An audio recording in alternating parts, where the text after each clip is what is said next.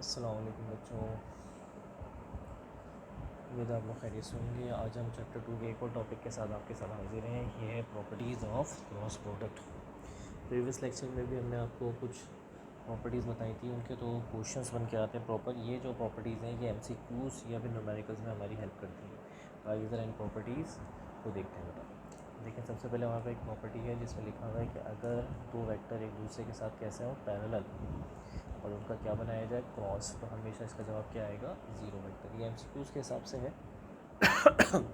तो इसलिए ध्यान में रखिएगा कि अगर कभी एमसीक्यूज़ में हो कि दो वेक्टर पैरेलल हैं, उनका क्रॉस बनाए तो ज़ीरो वेक्टर आएगा, या दो वेक्टर के दरमियान ज़ीरो वेक्टर कब आएगा, जब वो दो वेक्टर एक दूसरे के साथ पैरेलल होंगे। तो ये हमारी एक और प्रॉपर्टी है। उस प्रॉपर्टी के हमारे पास चार हिस्से हैं। जैसे कि आपको पता है कि यूनिट वेक्टर्स होते हैं आई जे के। तो अगर आप दो सेम यूनिट वेक्टर के दरमियान क्रॉस लें, जैसे आई और आई का क्रॉस लें, ठीक है, तो क्या जवाब आएगा। इसी तरीके से अगर आप जे और जे का क्रॉस लें तो क्या जवाब आएगा। और इसी तरीके से अगर आप के और के का क्रॉस लें तो क्या जवाब आएगा। तो बच्चों आपने ध्यान में बिठाना है, बहुत आसान है इसका जवाब। अगर दो सेम यूनिट वेक्टर का क्रॉस लेंगे तो उसका जवाब हमेशा ज़ीरो वेक्टर आएगा, जिसका मैग्नीट्यूड ज़ीरो होगा, ठीक है। तो बेटा ज़ीरो वेक्टर जवाब आएगा जिसका मैग्नीट्यूड ज़ीरो होगा, ज़ीरो वेक्टर आएगा जिसका मैग्नीट्यूड ज़ीरो होगा। यानी आपने यूँ ध्यान में बिठाना है मेरे बच्चों कि जब भी दो सेम यूनिट वेक्टर हो तो उनका क्रॉस हमेशा ज़ीरो के बराबर होता है। इसी तरीके से इसी प्रॉपर्टी का हमारे पास एक और हिस्सा है, बी पार्ट समझ लें इसका, कि अगर आई और जे का क्रॉस बनाए तो क्या आएगा। इसी तरीके से जे और के का क्रॉस बनाए तो क्या आएगा, और के और आई का क्रॉस बनाए तो क्या आएगा। जब दो डिफरेंट आते हैं तो उनका जवाब हमेशा कैसे देते हैं, जो तीसरा मिसिंग है बेटा यहाँ पे वो जवाब आएगा। बड़ी आसान सी टेक्निक है। जैसे आई जे के ये तीन का एक सेट होता है, तो आई और जे, तो मिसिंग कौन सा बेटा इसमें, तीसरा के। अच्छा, ये सिर्फ क्रॉस में होगा, डॉट में ऐसा नहीं होता। तो तीसरा जो इसमें वेक्टर मिसिंग है वो इसका जवाब आएगा। टेक्निक से जवाब है, ठीक है। तो आई और जे का जवाब क्या होना चाहिए, के। जे और के का जवाब क्या होना चाहिए, आई कैप। और के और आई का जवाब क्या होना चाहिए, जे कैप। अच्छा, ये आप जानते हैं सब यूनिट वेक्टर हैं, तो इसलिए इन सब का मतलब है कि ये सब किसके बराबर है बेटा, वन के बराबर है। ये सब वन के बराबर है, वन के बराबर है। यानी के कैप भी आंसर हो सकता है और वन भी हो सकता है, आई कैप भी हो सकता है, वन भी हो सकता है, जे कैप भी हो सकता है, वन। यानी आप यूँ ध्यान उठा लें, डिफरेंट यूनिट वेक्टर का जब क्रॉस बनाते हैं तो उसका जवाब हमेशा जो तीसरा मिसिंग होगा वो आएगा। फिर उसके बाद आगे मज़ीद बढ़ा के उससे वन ले सकते हैं, ठीक है। अच्छा, ये तरतीब अगर आप बदल देंगे तो बच्चों याद रखें, क्रॉस के रिवर्स होने से आंसर माइनस में आ जाता है, ठीक है। अच्छा, अब मिसाल के तौर पे फ़र्ज़ कर लें, इसी का सी पार्ट देखें। अब आई क्रॉस जे की जगह पर जे क्रॉस आई कर दें, ये आपने क्रॉस रिवर्स कर दिया। तो आपको प्रीवियस लेक्चर याद होगा जिसमें मैंने प्रॉपर्टी वेरीफाई कराई थी, A cross B is equal to minus B cross है, यानी क्रॉस को रिवर्स करने से साइन चेंज हो जाता है। तो अगर हम जे और आई को रिवर्स कर देते हैं तो नतीजे जवाब आएगा वही के कैप ही आएगा जवाब, ठीक है। लेकिन जवाब जो के कैप आएगा आपके पास वो आएगा माइनस का के कैप, और इसी तरह माइनस वन। ऐसे जे क्रॉस के है तो इसको अगर आप रिवर्स कर दें, के क्रॉस जे कर दें, तो जवाब में तीसरा मिसिंग आएगा कौन सा, आई कैप, लेके माइनस में आएगा, यानी माइनस वन। ऐसे ही तीसरा जो आपके पास है के क्रॉस आई, तो इसको अगर आप कर दें आई क्रॉस के, इसका जवाब आएगा माइनस का जे, यानी माइनस का वन, ठीक है बेटा। अब इतना एग्ज़ाम में फ़र्ज़ कर लें आई क्रॉस जे आ जाता है, जे क्रॉस आई आ जाता है, और आप भूल गए कि आई क्रॉस जे का जवाब प्लस में था, जे क्रॉस आई का जवाब माइनस में था, आप कंफ्यूज हो गए। तो इन दोनों कन्फ्यूजन से बचने के लिए हमारे पास एक बहुत आसान सा तरीका है, और वो है ये सर्कल, ठीक है। लेकिन दो सर्कल में बना रहा हूँ, बड़े आसान से सर्कल का टेक्निक का मामला है, बहुत आसान है। एक में प्लस डाल देते हैं, एक में माइनस।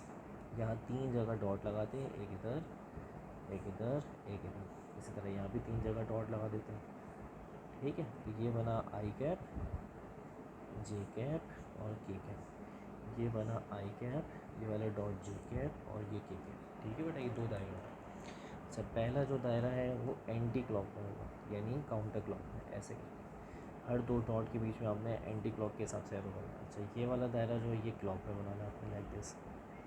अब ये बात आप अच्छी तरह जानते हैं कि फ़िज़िक्स और मैथमेटिक्स में क्लॉक वाइज जो होता है वो हमेशा माइनस में होता है, जबकि काउंटर क्लॉक वाइज जो होता है, जिसको एंटी क्लॉक वाइज भी पढ़ते हैं आप, वो हमेशा प्लस में लिया जाता है। अब आपको यहाँ पे टेक्निक सीखनी जो बहुत आसान है। देखें, आपको अगर दो यूनिट वेक्टर दिए जाएं डिफरेंट और उनके दरमियान क्रॉस लेना है, तो तीसरा जो मिसिंग है वो जवाब तो आएगा, ये तो बात बहुत आसान है। तो प्लस में या माइनस में इसका बड़ा आसान है। जो पहला वेक्टर होगा उसको दूसरे की तरफ घुमाना, यानी आई जे की तरफ जाएगा। ये जुमला ध्यान में बिठाना, पहला वेक्टर दूसरे वेक्टर की तरफ जाएगा, आई जे की तरफ जाएगा, ठीक है, यानी आई जे की तरफ घूम रहा हो। अब इन दोनों में से चेक करें कहाँ आई जे की तरफ जा रहा है। देखिए ज़रा यहाँ पर, ये देखिए, ये रहा आई, ये रहा जे, और ये आई जे की तरफ जा रहा है, ठीक है। इसका मतलब ये काउंटर क्लॉकवाइज रोटेशन है, जवाब प्लस में आएगा। अगर आप ये वाली बात करते हैं तो यहाँ ऐसा नहीं है, बल्कि यहाँ पे जे आई की तरफ है। इस एरो का मतलब ये है कि जे आई की तरफ, ठीक है। अब इस तरह मिस फ़र्ज़ कर लें, ये वाला देखें कि एक रोज सब किसी पे भी अप्लाई करके देख सकते हैं। बस क्या बैठाना है, में पहला वेक्टर दूसरे वेक्टर की तरफ जाएगा, यानी घूमेगा, के जे की तरफ जा रहा है, ठीक है। देखिए ये रहा के, ये रहा जे, देखिए के जे की तरफ नहीं जा रहा, एरो को नहीं जा रहा। लेकिन अगर आप ये वाली सर्कल देखते हैं तो इसमें के जे की तरफ जा रहा है। इसका जवाब किस में आएगा, माइनस में। तो जहन में क्या बिठाना है, अगर पहले वेक्टर को दूसरे वेक्टर की तरफ घुमाते हैं और काउंटर क्लॉकवाइज डायरेक्शन बनती है तो प्लस में जवाब देना है, और अगर पहले वेक्टर को दूसरे वेक्टर की तरफ घुमाते हैं और क्लॉकवाइज डायरेक्शन बनती है तो जवाब किस में आएगा, माइनस में आएगा। ठीक है बेटा, ये तो बड़ी आसान सी प्रॉपर्टी हो गई, और इस टेक्निक से आपसे जहन में बिठा सकते हैं। इसी के अंदर हमारे पास जो इसकी एक और प्रॉपर्टी है, डी प्रॉपर्टी, वो भी देख लीजिए। और वो क्या है, आई डॉट जे क्रॉस के। ये पेपर में बहुत डिस्कस होती है, तो तीन अंदाज से देख सकते हैं, जे डॉट के क्रॉस आई, और तीसरा अंदाज़ क्या हो सकता है, के डॉट आई क्रॉस जे। ये हमारे पास तीन अंदाज से ये प्रॉपर्टी लिखी हुई है, पेपर में बहुत ज़्यादा डिस्कस होती है, ये भी एमसीक्यूज़ के साथ। अब यहाँ पे डॉट और क्रॉस दोनों के बारे में बातचीत की जाए तो इसका जवाब कैसे दिया जाना चाहिए। तो बच्चों याद रखिए, ब्रैकेट पहले सॉल्व करना, और दो बातें ध्यान में बैठा लें। डॉट और क्रॉस के रिज़ल्ट एक दूसरे के उलट होता है। जैसे डॉट में जब सेम यूनिट वेक्टर का होता है मामला तो वो बनाता है, लेकिन जब क्रॉस की बात करते हैं तो यहाँ पे जब सेम दो यूनिट वेक्टर का मामला आता है क्रॉस में तो वो ज़ीरो होता है।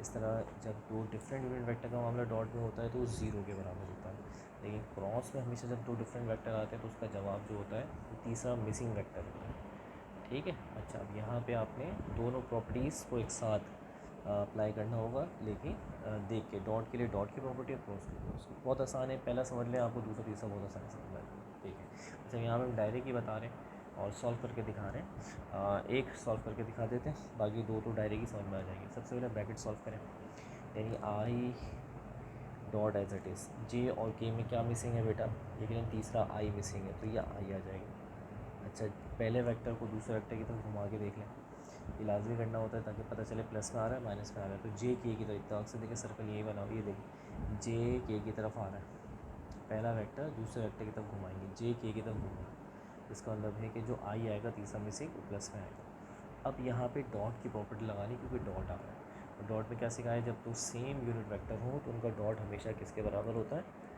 1 के बराबर होता है। बहुत आसान है, ठीक है बेटा। अब इसी तरह बाकी सब में डायरेक्ट अप्लाई करना है, बहुत आसान है। देखिए जे एज इट इज़ डॉट के, और आई का जवाब क्या आएगा, मिसिंग जे, और इसे सर्कल से आप चेक करेंगे तो प्लस में आएगा, तो मैं डायरेक्ट कर रहा हूँ, इसका जवाब भी 1।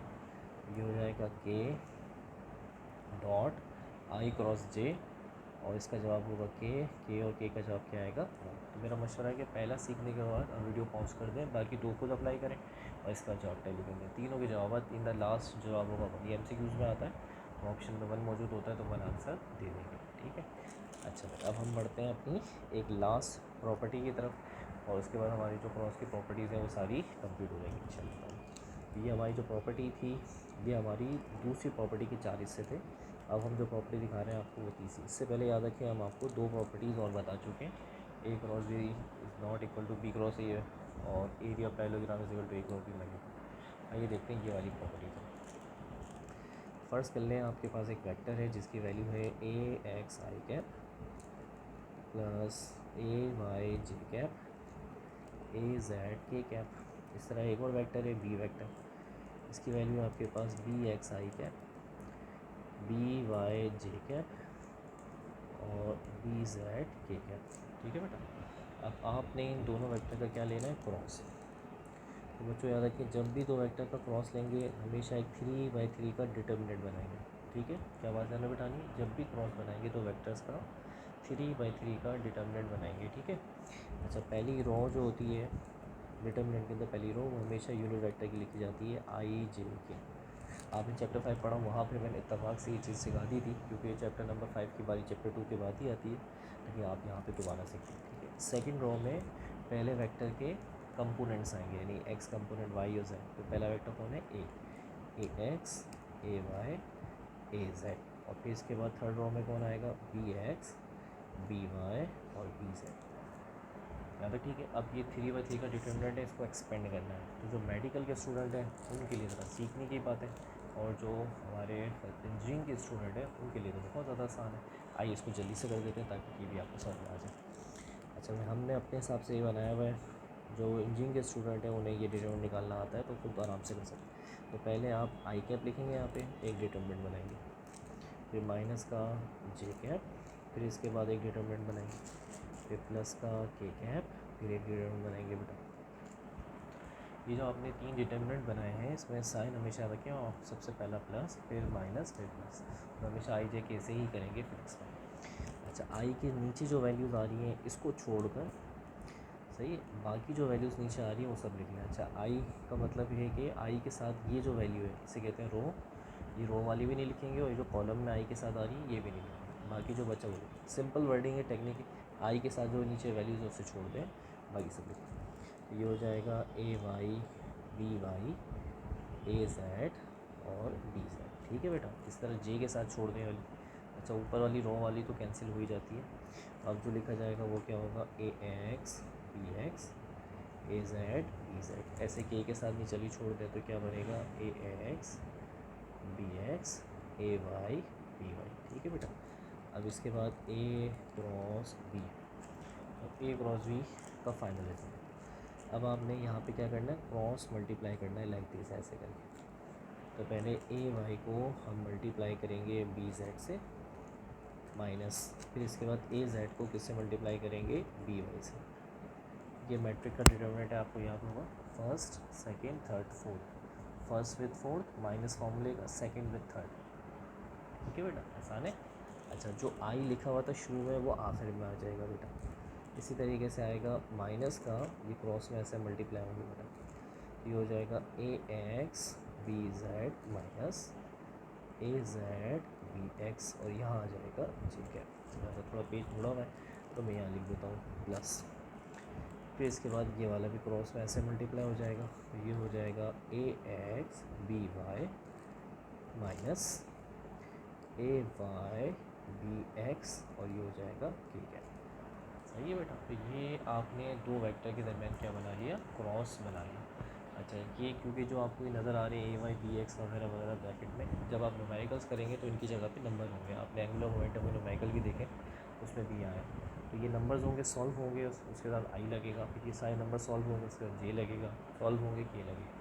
तो ये जो रिज़ल्ट निकल कर आएगा एक क्रॉस बी से, ये आपका नया वेक्टर होगा। जो आप जानते हैं क्रॉस में हमेशा जब भी क्रॉस निकालते हैं तो जवाब में जो आता है वो हमेशा एक नया वेक्टर आता है। तो यहाँ पर इस तरह करके वो एक नया वेक्टर है। ठीक है बेटा, तो ये हमारी प्रॉपर्टीज़ और क्रॉस प्रोडक्ट सारी कंप्लीट हो गई है।